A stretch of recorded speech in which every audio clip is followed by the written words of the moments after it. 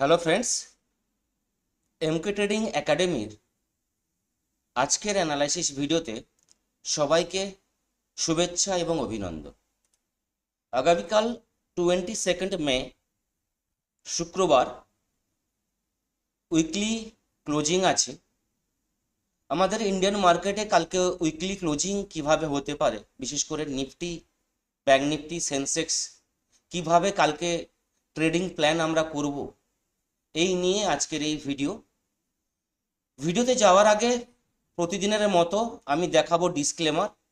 কারণ যা কিছু আমি শেয়ার করছি এটা আমার নিজস্ব পার্সোনাল ভিউ এবং এডুকেশন লার্নিং পারপাসের জন্য।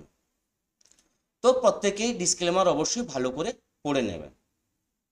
যদি আজকের আমরা মার্কেটে মুভমেন্ট দেখি তাহলে দেখতে পাবো নিফটি আজকে গ্যাপ আপ ওপেনিং হয়েছিল, যেখানে 160-70 পয়েন্ট গ্যাপ আপ ওপেনিং, এবং নিফটি যে ওপেনিং হয়েছিল 23,830-এর কাছাকাছি নিফটি আজকে ওপেনিং, এবং সেখান থেকে 23,860 আজকের যদি নিফটির হাই আমরা দেখি তাহলে মর্নিংয়ে ওপেনিংয়ের পর আরও নিফটি ট্রাই করেছিল কিছুটা উপরে যাওয়ার। 23,880 আমাদের একটা বড় বাধা ছিল আপসাইডে যেতে। যথারীতিভাবে 23,880টাকে নিফটি আজকে রেসপেক্ট করেছে এবং সেখানে কিন্তু বাধা পেয়েছে। 23,880 উপরে নিফটি স্টে করতে পারেনি, বা 23,880কে টাচ করে কিছুক্ষণও কিন্তু হোল্ড করতে পারেনি। আমি আজকে বলেছিলাম 23,880-র উপরে থাকলে নিফটিতে কিন্তু বড় মুভমেন্ট আসবে, এবং 23,880টা বলেছিলাম বড় বড় রেজিস্ট্যান্স জোন। এখান থেকে সেলিংয়ের অ্যাক্টিভিটি, সেলিং প্রেশার কিন্তু আমরা দেখতে পাবো, যেটা আমি মর্নিংয়ে ইনফর্ম করেছিলাম ফ্রি টেলিগ্রামে এবং আমার স্টুডেন্টদেরকে। যথারীতিভাবে সেইভাবে কিন্তু আজকে নিফটি রেসপেক্ট করেছে 23,880-কে, এবং সেখান থেকে কিন্তু কন্টিনিউ একটা সেলিং প্রেশার আমরা দেখতে পেলাম আজকে মার্কেটে, যেখানে বলতে গেলে প্রায় 12:30 একটা পর্যন্ত কন্টিনিউ ডাউনফল কিন্তু নিফটি দেখিয়েছে। এবং আজকে যে নিফটির যে লো হয়েছিল, যেটা বলতে গেলে একটার সময় যে নিফটির লো হয়েছিল 23,596, 23,860 থেকে 23,596 কন্টিনিউ ফলিং আমরা ফার্স্ট হাফে নিফটিতে দেখেছি। সেকেন্ড হাফ বলতে গেলে নিফটি, ব্যাংক নিফটি, সেন্সেক্স একদম মুভমেন্ট করেনি। সেকেন্ড হাফ সাইডওয়েজ হয়ে গেছে, যেখানে আমরা এক্সপেক্ট করেছিলাম যে সেন্সেক্সের এক্সপায়ারি আছে, গামা ব্লাস্ট হতে পারে, বা সেকেন্ড হাফে একটা বড় মুভমেন্ট হতে পারে, আমরা প্রত্যেকেই এক্সপেক্ট করেছিলাম। কিন্তু Nifty, bank Nifty, Sensex overall কিন্তু সেকেন্ড হাফে একটা রেঞ্জের মধ্যে ট্রেড করে গেছে, যেখানে নিফটি বলতে গেলে 23,680 থেকে 23,630, মানে অর্থাৎ 50 পয়েন্ট রেঞ্জে নিফটি ওভারঅল কিন্তু সেকেন্ড হাফ ট্রেড করেছে, এবং লাস্টলি নিফটি ক্লোজিং দিয়েছে 23,650-এর কাছাকাছি নিফটি ক্লোজিং দিয়েছে। 4 পয়েন্ট নেগেটিভ ক্লোজিং, যেখানে bank Nifty 122 point negative closing, Sensex 135 point negative closing. তো আজকের র্যালিতে বা আজকে যে মার্কেটে আমরা ট্রেড করলাম, সেখানে একটা জিনিস আমরা বুঝতে পারলাম যে 23,880, 23,850 থেকে 23,880 যে জোনটা, যেটা আমরা প্রতিদিন বলে আসছি, এটা একটা নিফটির কাছে বড় বাধার জোন বা রেজিস্ট্যান্স জোন উপরে উঠতে গেলে, এবং 23,350 নিফটির কাছে একটা বড় বাধার সৃষ্টি করবে ডাউনে যাওয়ার জন্য। যদি আমরা একদিনের টাইম ফ্রেমে নিফটিকে একটু অ্যানালাইসিস করি, তাহলে একটা জিনিস আপনাদের সঙ্গে আমি ক্লিয়ার করব। লাস্ট 8 দিন ধরে নিফটি একটা রেঞ্জের মধ্যে ট্রেড করছে, যেখানে আমি বলছি 23,880 এবং 23,350।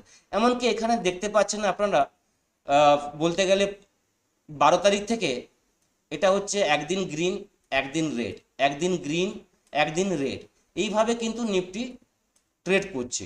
ওভারঅল মার্কেটেও কিন্তু কোনো পজিটিভ বা কোনো নেগেটিভ স্ট্রং ভিউ এখনো পর্যন্ত মার্কেটে কিন্তু তৈরি হয়নি।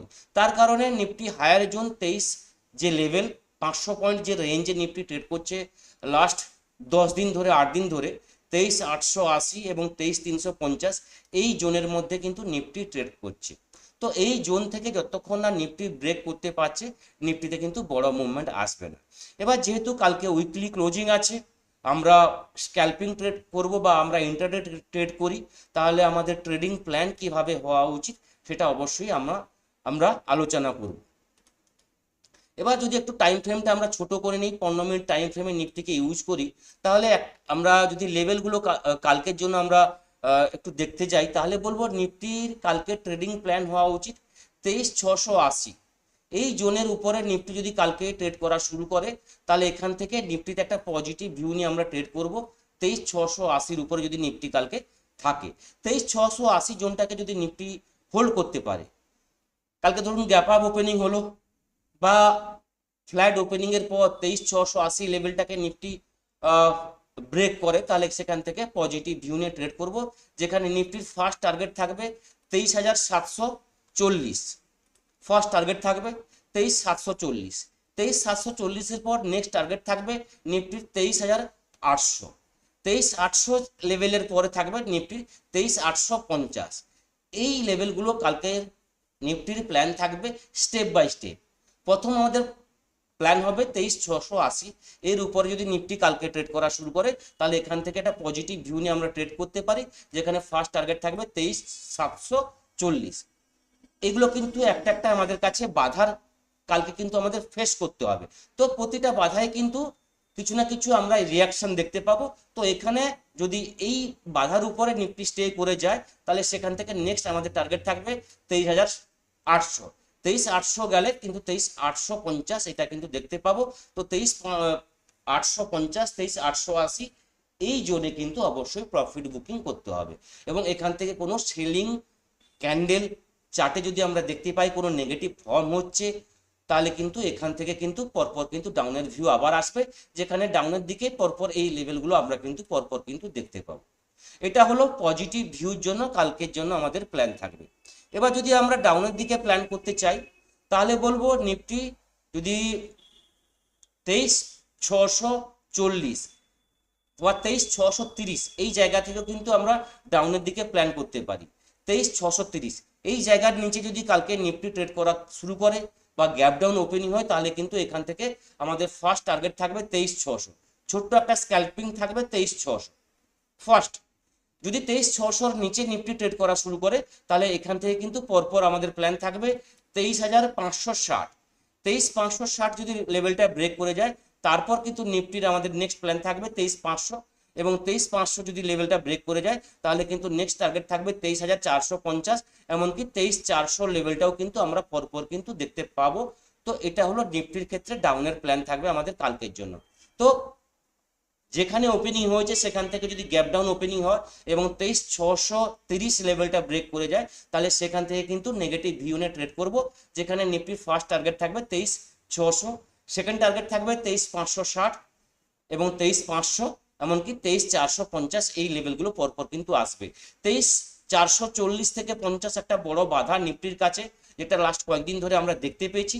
তো এই জোনটা নিফটি একবার রেসপেক্ট দেবে। 23,440 থেকে 450 জোনটা যদি এই জোনটাকে ব্রেক করে যায়, তাহলে কিন্তু নিফটির নেক্সট টার্গেট থাকবে বা নেক্সট সাপোর্ট থাকবে 23,340।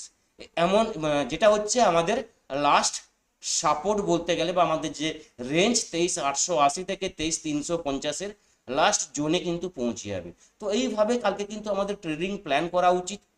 এমনকি কালকে উইকলি ক্লোজিং আছে, তো এবং ফ্রাইডে আছে, তো খুব সাবধানে ট্রেড করতে হবে, কারণ হোল্ডের ভিউ আসছে না। একদিন গ্যাপ আপ হচ্ছে, একদিন গ্যাপ ডাউন হচ্ছে, একদিন পজিটিভ ক্লোজিং দিচ্ছে, একদিন নেগেটিভ ক্লোজিং দিচ্ছে। তো এই দিকগুলো মাথায় রেখে আমি বলবো ইন্ট্রাডে ট্রেডিং করুন, যেখানে ভালো কিন্তু আপনি ট্রেড পেতে পারেন। এমনকি স্টকে ট্রেড করুন, যেখানে স্টকেও কিন্তু প্রফিটেবল ট্রেড দিচ্ছে এবং ভালো প্রফিট দিচ্ছে। স্টক যদি ইন্ডেক্সে মুভমেন্ট না হচ্ছে, ইন্ডেক্সে আপনি ট্র্যাপ হয়ে যাচ্ছেন, তাহলে অবশ্যই বলবো স্টককে আপনি চুজ করুন, স্টকে ট্রেড করুন, সেখানে কিন্তু ভালো প্রফিট পাবেন। এবার যদি আমরা গ্লোবাল মার্কেট দেখে নিই, তাহলে গ্লোবাল মার্কেট কিভাবে আমাদের ইঙ্গিত দিচ্ছে সেটা আমরা একটু ক্লিয়ার হয়ে যাব। যদি এই মুহূর্তে আমরা কারেন্সি দেখি, তাহলে দেখতে পাবো ইউএসডি আইএনআর 96.19 এর কাছে দাঁড়িয়ে আছে। তাহলে ইন্ডিয়ান রুপিজের কাছে তো এখনো পর্যন্ত কোনো পজিটিভ আমরা সিগন্যাল পাইনি যে মার্কেট এখান থেকে কোনো পজিটিভ ভিউ আসবে। যদি আমরা ক্রুড অয়েল দেখি, তাহলে দেখতে পাচ্ছি ক্রুড অয়েল ব্রেন্ট ক্রুড অয়েল 107 টাকায় দাঁড়িয়ে আছে, যেখানে আজকে লাইভ মার্কেটে 105 টাকা আমরা দেখেছিলাম, এবং তারপরেও কিন্তু সেলিং প্রেসার আমরা কন্টিনিউ দেখেছি। সে জায়গায় দেখতে পাচ্ছি 107 টাকা ব্রেন্ট ক্রুড অয়েল চলছে এবং ক্রুড অয়েল 100-র কাছাকাছি চলছে। তো এইভাবে যদি ইনক্রিজ হতে থাকে আজকে রাতভর বা যখন ইউএস মার্কেট চলতে থাকবে, যদি এইভাবে বাড়তে থাকে, তাহলে কিন্তু কালকেও কিন্তু গ্যাপ ডাউনের সম্ভাবনা আছে এবং সেলিং প্রেসার আমরা দেখতে পাবো। যদি ক্রুড অয়েলের রেট, ব্রেন্ট ক্রুড অয়েলের রেট কমতে থাকে, 105, 103, 100-র কাছাকাছি যদি যায় বা 103-এর কাছাকাছি যায়, তাহলে কিন্তু একটা মার্কেট ধরে রাখার চেষ্টা করবে এবং কালকে 23,800 কাছাকাছি নিফটি একবার যাওয়ার চেষ্টা করবে এবং রেঞ্জটাকে ধরে রাখার চেষ্টা করবে। এবার যদি আমরা এশিয়ান মার্কেট দেখে নিই, তাহলে দেখতে পাচ্ছি গিফট নিফটি 23,515 এই মুহূর্তে gift Nifty future, Hang Seng 264 point negative, Jakarta 223 point negative, Shanghai 84 point negative. বাকি এশিয়ান মার্কেট বলতে গেলে পজিটিভ এই মুহূর্তে দাঁড়িয়ে আছে। যদি ইউরোপ মার্কেট দেখে নিই, তাহলে দেখতে পাচ্ছি FTSE 25 point positive, DAX 127 point negative, ক্যাট 1 পয়েন্ট পজিটিভ। যদি আমরা ইউএস মার্কেট দেখি, তাহলে দেখতে পাচ্ছি দাউ এই মুহূর্তে 39 পয়েন্ট পজিটিভ ট্রেড করছে ফিউচারে, ন্যাসড্যাক 59 পয়েন্ট নেগেটিভ ট্রেড করছে। তো গ্লোবাল মার্কেটে এখনো পর্যন্ত তেমনভাবে কোনো কিছু পজিটিভ বা নেগেটিভ আমরা কোনো ভিউ আমরা দেখতে পাচ্ছি না। ওভারঅল কিন্তু একটা ফ্ল্যাট ভিউ এখনো আমাদের ইউএস মার্কেট বা গ্লোবাল মার্কেটে আমরা দেখতে পাচ্ছি। তো ইউএস মার্কেট আজকে কোন জায়গায় ট্রেড করে এবং বিশেষ করে ক্রুড অয়েল, ব্রেন্ট ক্রুড অয়েল এবং আমাদের ইউএসডি আইনার কোন জায়গায় থাকে, কালকে মর্নিং এ দেখে কিন্তু আমাদের সেভাবে কিন্তু প্ল্যান করতে হবে। বাকি যা কিছু থাকবে লাইভ মার্কেট আমি টেলিগ্রামে অবশ্যই শেয়ার করব। যদি এফআইদের ডেটা আমরা দেখে নিই, তাহলে কিছুটা ক্লিয়ার হতে পারবো এফআইদের ডেটা এসছে কিনা। এফআইদের কিন্তু এখনো পর্যন্ত কোনো ডেটা কিন্তু আসেনি, আজকের বাইং সেলিং এর কোনো ডেটা আসেনি। লাস্ট দুদিন অর্থাৎ বলতে গেলে 18 তারিখ 19 তারিখ দুদিন এফআইদের বাইং দেখেছিলাম, 18 তারিখ এবং 17 তারিখ দুদিন আমরা বাইং দেখেছিলাম, 18 তারিখ এবং 15 তারিখ। 19 তারিখ অর্থাৎ গতকাল এবং আজ পরশু পরপর দুদিন আবার সেলিং দেখতে পেলাম। তো এফআইদের সেলিং কিন্তু কন্টিনিউ রয়েছে। ইউএস ইরানের নিউজ কন্টিনিউ, কিন্তু আপনি নিউজে গেলে কিছু না কিছু পজিটিভ নিউজ, কিছু না কিছু নেগেটিভ নিউজ প্রতিনিয়ত কিন্তু আসতে আছে। তো এর ইম্প্যাক্ট কিন্তু মার্কেটে পড়ছে। এবার ব্যাংক নিফটি যে রেঞ্জ যদি আপনাদের সঙ্গে আমি শেয়ার করি, ব্যাংক নিফটির যে রেঞ্জ, তাহলে বলবো ব্যাংক নিফটি যতক্ষণ না 54,400 এই রেঞ্জ যতক্ষণ না ব্রেক করতে পারছে, ব্যাংক নিফটিতে কোনো কিছু, ব্যাংক নিফটি যে রেঞ্জ হচ্ছে 54,000 থেকে 52,800, এই রেঞ্জ যতক্ষণ না ব্যাংক নিফটি ক্লিয়ার করতে পারছে, ব্যাংক নিফটিতে কিন্তু এইভাবে কিন্তু এই রেঞ্জের মধ্যে থাকছে। তো ব্যাংক নিফটিও একটা রেঞ্জের মধ্যে আমরা দেখতে পাচ্ছি, অর্থাৎ বলতে গেলে 12 মে থেকে 12 মে থেকে আজকে আমাদের হয়ে গেল 21, অর্থাৎ প্রায় 10 দিনের কাছাকাছি, 8 দিন 9 দিন এই রেঞ্জের মধ্যে ট্রেড করছে। ওভারঅল একটা জিনিস আপনাদের বলে রাখি, যতক্ষণ না আমাদের ইন্ডিয়ান রুপিজের ভ্যালু ইউএসডি আইনারের কাছে কমছে বাড়ছে, তো সে জায়গায় কিন্তু এই আমাদের ব্যাংক নিফটিতে ওভারঅল কিন্তু প্রেশার থাকবে। যতক্ষণ না 93 100-র নিচে, 90-র নিচে না আসছে ইন্ডিয়ান রুপিজের ভ্যালু, ততক্ষণ কিন্তু একটা সেলিং প্রেশার ওভারঅল কিন্তু ব্যাংক নিফটিতে থাকবে, কারণ ব্যাংকিং সেক্টরে এর প্রভাব পড়ছে। এবার যদি সেন্সেক্স আমরা দেখি, সেন্সেক্সে বলবো সেন্সেক্সও সেম একটা রেঞ্জের মধ্যে ট্রেড করছে, যেখানে সেন্সেক্স 76,000 যে রেঞ্জ, হায়ার জোন 76,000, এর উপরে যতক্ষণ না সেন্সেক্স ক্লোজিং দিচ্ছে, সেন্সেক্সে কিন্তু পজিটিভ কোনো মুভমেন্ট আসবে না। এবং ডাউনের দিকে যদি আমরা দেখি, তাহলে 74,400 এর নিচে যতক্ষণ না সেন্সেক্স ক্লোজিং দিচ্ছে, সেন্সেক্স কিন্তু এই রেঞ্জের মধ্যে ট্রেড করবে। যেটা নিফটির ক্ষেত্রে বললাম, ব্যাংক নিফটির ক্ষেত্রে বললাম, লাস্ট 6 দিন একটা পজিটিভ ক্যান্ডেল, একটা নেগেটিভ ক্যান্ডেল, ডেইলি টাইম ফ্রেমে কিন্তু এইভাবে কিন্তু আমাদের ট্র্যাক করছে, ওভারঅল এই রেঞ্জের মধ্যে ট্রেড করছে। এই রেঞ্জটাকে খেয়াল রেখে ট্রেড করুন। এই রেঞ্জে ব্রেক করলে, যদি পজিটিভ ব্রেক করে, তাহলে কিন্তু 78,000 79,000 লেভেল কিন্তু আমরা দেখতে পাবো, এবং যদি ডাউনের দিকে ব্রেক করে যায়, তাহলে কিন্তু 72,000 যে লেভেল সেন্সেক্সে কিন্তু আমরা দেখতে পাবো। নিফটির ক্ষেত্রেও সেম একই জিনিস, 23,800 লেভেলের উপরে যদি 850-র উপরে যদি নিফটি ক্লোজিং দেয়, তাহলে কিন্তু 24,200 24,400 লেভেল আমরা দেখতে পাবো, এবং 23,350-র নিচে যদি নিফটি ক্লোজিং দেয় তাহলে কিন্তু 22,800, 22,700, 22,500 এই লেভেলগুলো কিন্তু নিফটির কাছে চলে আসবে। তো এই থাকলো কালকের উইকলি ভিউ, উইকলি ক্লোজিং এর ভিউ। নেক্সট ভিডিওতে আবার দেখা হবে। সবাই ভালো থাকবেন। থ্যাংক ইউ, ধন্যবাদ।